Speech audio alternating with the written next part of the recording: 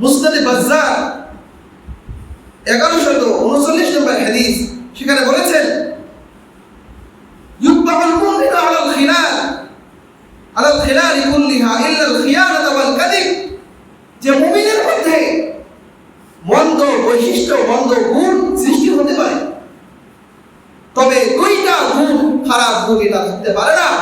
ইল্লা আল খিয়ানাতা ওয়াল কাযিব, মুমিনের মধ্যে খেয়ানতকারী, খেয়ানত, এই খেয়ানতের গুণ থাকতে পারে না এবং মিথ্যা গুণ থাকতে পারে।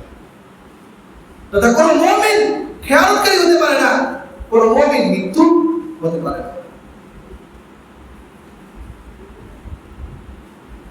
তারগীব, সহিহুত তারগীব,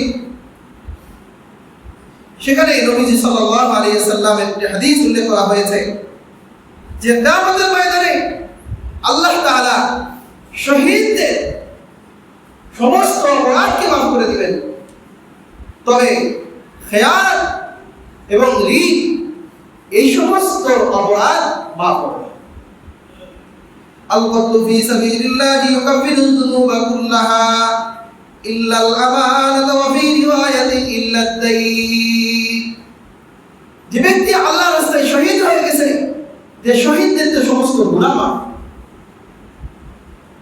যে রক্তের ফোঁটা জমিনে পড়ার পূর্বে আল্লাহ তাআলা তার জীবনের সমস্ত গুনাহ মাফ করে দেন,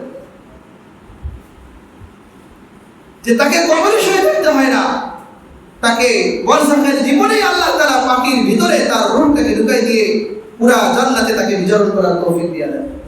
যে এমন বৈশিষ্ট্যের অধিকারী ব্যক্তির জন্য নবীজি বলেন ইল্লাল আমানা, যে আমানতের বিষয়ে কোনোদিন মাফ হবে না। সে যদি আমানতের খেয়ানত করে তাহলে সে মাফ পাবে না, দায়ী থেকেও মুক্তি পাবে না। নবীজি এক সাহাবীর জানাজায় গেলেন, বললো যে এর কাছে কেউ ঋণ পায় কিনা?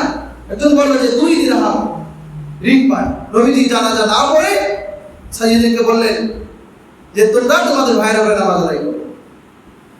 এক সাহাবী তিনি নিজে ওটা দায়িত্ব গ্রহণ করলেন, যে ইয়া রাসূলুল্লাহ, আমি দায়িত্ব গ্রহণ করতেছি, আপনি নামাজ আদায় করেন, আমি এটা পরিশোধ করে দেব। তো দায়িত্ব গ্রহণ করার কারণে নবীজি নামাজ আদায় করে দিলেন।